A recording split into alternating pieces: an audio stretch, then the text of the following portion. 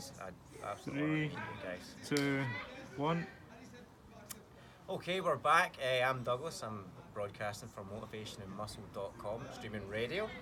And we are here with two absolute legends and two personal heroes of mine, Jack Shanks and Jim Splaine. Jim Splaine Snr, or is the Senior, but younger son. Jack Shanks and Jim Splaine Snr. Now, Jim was the first guy that I ever saw around about my size that had lifted the dinnies, and it was what has inspired me to train to lift these great stones. Next year I'll be hitting these stones next year. Good. I was at the same size as you. Glad to hear it. So when I saw that, I was heavily inspired, and then I found out you've lifted them over 70 times, something like that, 68, 70 times. A few hundred times. I officially I've lifted them 64 times for TV, press, television. Right. Other lifts above that, it's just forgotten. Dinny lifts for breakfast is what we're talking about here. I think I even said that in my podcast with Eric, he lifted them for breakfast, this is just what these guys did. So strapped, unstrapped, of course, as most of you will probably know, Jack Shanks came over from Ireland. The effort I put into lifting these stones, not just physically, but the research and the innovation that went into being the first man recorded to lift them without any aid, no straps or anything like that. So we're literally sitting with absolute gold here, and I have a couple of questions that I do want to ask you. The first one would obviously be, how does it feel for you guys now sitting here and watching something like The Gathering and the effect that something you guys helped to start, really, with being so prolific and lifting? So how does it make you feel to see what's happening with the stones now?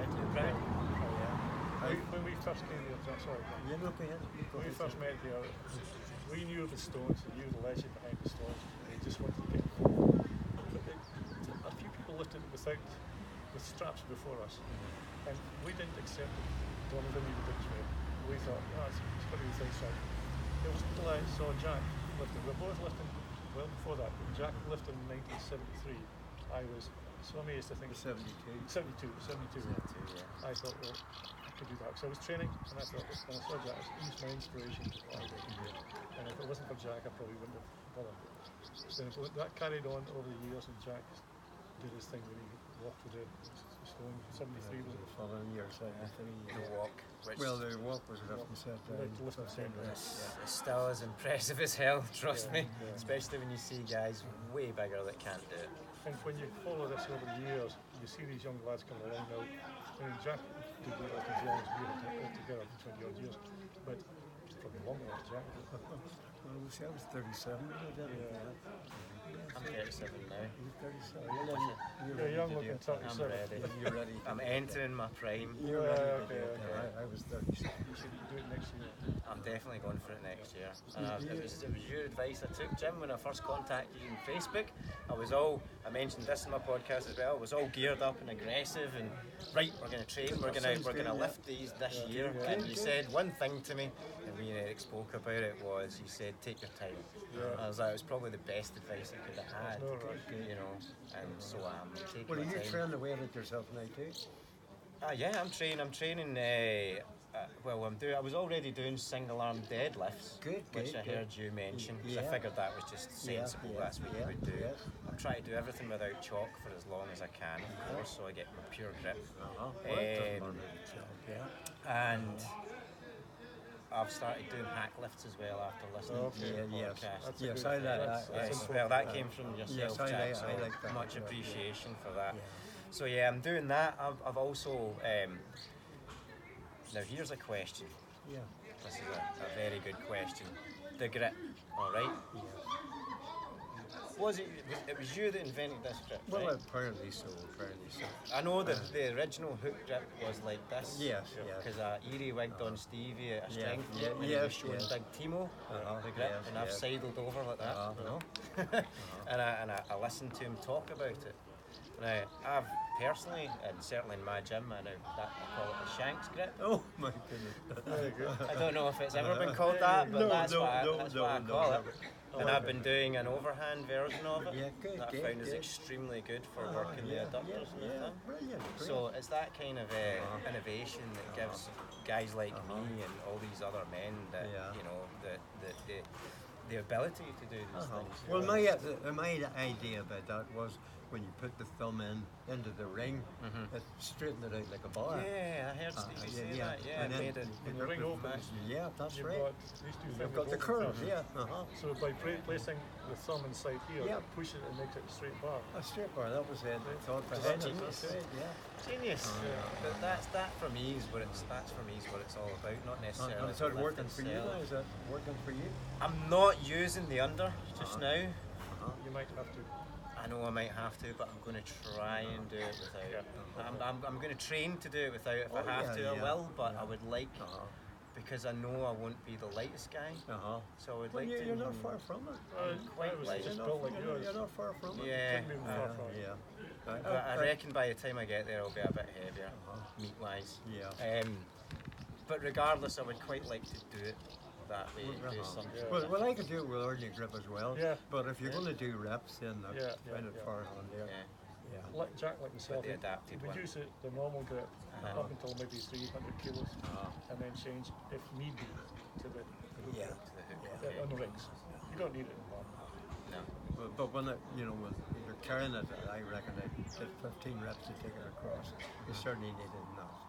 Did you see the video of your son with Brett Nichols' stones? Yes, That it was was one of the most fantastic. impressive things I've I seen was in there. a long time. Were you there? Yes, My goodness. I think that's what taught people how it was done, Just, And Stephen had never tried that before, by the no, way. I didn't think so. No, it was his first time ever It was tried an it. absolute beast. An absolute beast. And he did it quite well. So, on that note, although we've had quite a bit of that, one of my questions you kind of answered, but maybe you can add something else, would be, what kind of advice would you have for potential lifters? For lifting or carrying? We'll say for lifting. For lifting, We'll keep the carrying for another episode. Well, I think you've got the hang of it, the right idea. Certainly one-hand deadlifts and the hip lift. That's what I did before it, and I was able to lift the first time I even tried it. I made the two concrete stones, they weighed 800. I could hardly wait for the dry. We both preferred the one-hand grip. That was our specialty, I think. That's right. And that was just ordinary grip, now that front wasn't or hook in grip. between, or just everything? Straddle. Straddle, yeah, that's what I'm doing. But just using an ordinary grip, we hadn't even thought of thumb grip at all. Yeah, thought about that. No, we wouldn't have needed the thumb grip, it's only for the rings. Yeah, right, okay. The funniest thing is, although he stayed in Ireland and I stayed in Scotland, we were both doing the same type of training. Without knowing it until now, we found out 40 years later we're still doing the same type of training. That's right, and that was making us perfectly Instead for of it, stone yeah. blocks, so it's like, Necessity is the mother of all invention. And you seem to have taken that on board. Yeah, They weren't talking to you now. You've caught on about the hack lift and the one-hand deadlift. Oh, I've got a keen ear, gentlemen. I have a keen ear, especially when. Well, that's the way we trained in, and we were able to do it because of that, When men like yourself talk, I listen. It's as simple as that. That's how you learn. You don't learn a great deal by when you're talking. You learn more when you listen. Well, wasn't it amazing watching that guy today? It's a Joyce, you call him, and he actually walked a few steps with him. Oh, that's right. Yes. Walked 7 feet. And to me, that was fantastic. But to me, that was fantastic. It was a shame we couldn't have had Mark Haydock here. Missed you, Mark. I was really looking forward to seeing you do that. But I think Mark would have been able to do it too. I believe so. Mark's on a different level. He's fantastic. Really is. He's a different man. Yeah, he's probably my favourite lifter. He's always fantastic. It would have been great to meet him next time. On the rings, my best ring lift was over 938 and a half. But he's actually done 1,000. Yeah, that's right. So he has. But he is twice our weight. Yes, there is. We do have that gentleman. They're all much bigger than us. But Back then, up to £1,000 lift was a lot of weight. Yeah, Nowadays, guys are lifting over 1,000. Yeah, that's right. That's right. We never thought about that. Not at all. No. It's good to see these guys come. I'm inspired by seeing these young lads come along Fantastic. and do the things. And they do listen to us. That's right. We advise them all the way and we help them as much as we can. And they listen and they do it. And then they come back and think, that's it, that's a pleasure. And I'm delighted to hear you're going to do it next year. I'll be there. I'll be there. We'll both be there to help you. And you guys we'll be there to cheer you on. That would be pretty amazing. A little dream come true. And some photographs by the great Jim Splaine, world of colour. Oh, he's fantastic. Yes, he takes fantastic pictures. How far are you getting on in the rings at the moment? What's your I don't have rings just now. Mark had got me a set made up, but he left them in his cupboard and didn't bring them here today, so I don't have rings yet. But early days, I'd started and like I said, I went at it quite aggressive and kind of injured myself a little bit. Not serious, but enough where I decided I would take a month off and work on these issues before I get back into it. To do that. So back on. Well, is your son going to try it as well? Someday, I'm sure he will. He's been here and been inspired now. How can he not be inspired by what he's seeing here? That's right. There were some mighty strong men there today. There sure was. Absolutely. That young man from Greece. Yes. And you notice how friendly everybody was, and Mm-hmm. everybody was encouraging everybody on. This is what I was going to say. Is there's a great family atmosphere. And the two ladies, fantastic. I mean, for yourselves here, not a question I've written down, but I could probably talk to you guys for hours. But so, and today, how does it compare that way today as opposed to back when you guys were lifting it? Was it just you guys, or was there? There wasn't many of us, Jack. No, we never thought much about it. We never thought it would have. No. The way it's ended up today, never. There wasn't so many gyms in them days, Jack. That's right. There were so many gyms, different guys, different all. This is the ultimate lift. Anyone could do it. Weightlifting. It's meant to be strong. Weightlifting in general. Everyone wants to get this in us. That's amazing. It really is. I mean, we never in our days expected this would happen. It's they're a different ball game, and it's the first time I've been here to witness them in person, and you can see very quickly where what people do in the gym changes very much when they get their hands on those rings. I think what really set this thing off in the ball. My son Stephen, Stevie, everyone knows that. He started it. He was coming up on 50. He was a drummer as well as a civil servant. Yes. And he thought he'd build himself up a bit. And he started training in weights. So he started breaking records left, right, and centre. Next thing he said, down there, and that started that. Then when the father and son thing happened, that seemed to set the whole thing off. That was stone and all that sort of thing. Good. We're just waiting on Granite to hit next. And you see the way he was involved in organising that today. He's gone crazy on it. He just really loves it. Yeah, he does. He's really done a phenomenal job. Jim, the job he's doing is unbelievable. Every lifter he's putting it on record. Practically a curator of the stone. That's right. He is. I just like to put back what I've got out of it. And the pleasure and the amount of people I've met, so nice people and so respectful. At our age as well. That's right. And I'm just putting back what I got, so I'm really quite happy to do it. And amazingly, he was the latest ever to do it. Latest. The I know that. I'm well aware of that. I thought there was a gentleman recently that was lighter than what you No. Excellent. Glad to hear. No, there's nobody lighter than Jim. Good. So, just so I can clarify, what weight exactly was it you were? 10 stone. It was 10 stone 4. And he's a bit of stone heavier. 10 stone 4. Unbelievable, isn't it? What's your weight? My weight is 62 kilos. So that would convert that to pounds. That is 134.4 pounds. It is because I was on the phone to Eric. That's like me. I'll be a bit heavier. You're going to take the title off him. I hadn't had much to eat that day. I hadn't had much to eat that day. That's what it was. But Eric thought I was about 170, and I was like, and I had to do it in my phone. Pounds. I only know kilos currently. It used to be stones. Now it's kilos, and now people want pounds. So I did the calculation. He's like, what? The Jim and I are so old we don't think in kilos. Still a bit things back to Imperial. Kind of be a bit of imperial. Excellent. So, where would you like to see this type of event in the next 5 years? It's a very important question. What do you think, Jim, on that? I think it'll go on and on and on. Because, as I say, there's so many weightlifters, bodybuilders, and people with some sort of strength and physical achievements. They want to have this. It's just competitive people. Wasn't that this is a challenge. Today, this is a challenge as such. But the people involved in the challenge are competitive people. They like to see, they keep their own personal stance about what they want to do. I'm the lightest, I'm the oldest, I'm the youngest, and they keep on adding to their stats. Today, it happened today as well. I saw a few people saying, has anyone else done this without the hook grip? Yeah, there's 4 people done without the hook grip. Oh, so I'm the first. You're the fourth. No. That sort of thing. Yeah, everybody wants to put that. I can't say nothing, and that's my mind was already going that way. But I'll just be happy to lift them. That's where I'll just be happy to lift them. Well, as I said with Eric on our podcast, our last one, I was that it's about the journey, not the destination. It's about what you do to get there, rather than what you do when you get there. On my personal slant, I was just going to add to that is with it, something when you were saying about it growing. Yes. Would you see it turning into like its own huge like games type event?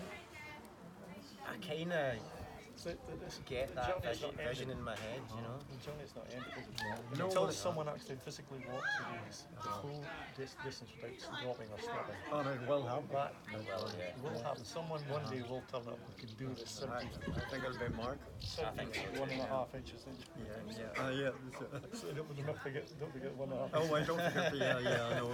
Yeah. When that's done, then there'll still be people wanting just to lift it. No. So what's it going to end? I don't think it's ever going to end. No, it's just a matter of lifting it up. It's 150 years. That's all, yeah. How's it going to end? It's unbelievable. I bet you Denny never thought this when he was No, doing it. no. I think people are going to be doing this in 150 years' time. If he did, he would win some money. He'd have been charging us. He wouldn't have been worrying about sponsors. There's another question I thought would be interesting to ask you, because I only just discovered this and I realise now, after the replacement down here of the bolt and the loss of 1 inch on the stones, how much of an impact do you think that's had on the lift? Not a lot? No. Martin reckoned the same. The bolt bent in the middle and it became a sort of V cut. So it had to be replaced. So they kept the bolt, nut and bolt, and they probably frame it or something. And then they put this one on. It just gives you an extra inch to take them up. And so not great. You don't think it's a great deal? I think it would be interesting for some people to know your opinion on that for sure. You wouldn't think it No, I wouldn't admit No. it. It just means you're lifting them 1 inch. Aye, so You got lockers somewhere. yeah. It's only an inch. Yeah. Don't cry over an inch. But it does make a big difference if you're lifting a weight from below your knee or on the knee. The lower you go under the knee, the more difficult it is. Okay. See, that's why I'm having a hard time with my one-arm deadlifts. Is the depth. I'm only on 70 kilos just now raw, but I'll build that up. Well, the more the bend you have on your back, the more difficult it is. But you've got to consider there's people at different heights as well. So if they're 1 inch taller than you, they still got 1 inch further to lift. It's a course for courses. Yeah, well that's it, exactly. It is, it's horses for courses, isn't it? Very much so. Well, I'm looking forward to it, and it's been an absolute pleasure talking to you guys. You too. We very much want to have you back on the show, Jack, and Jim.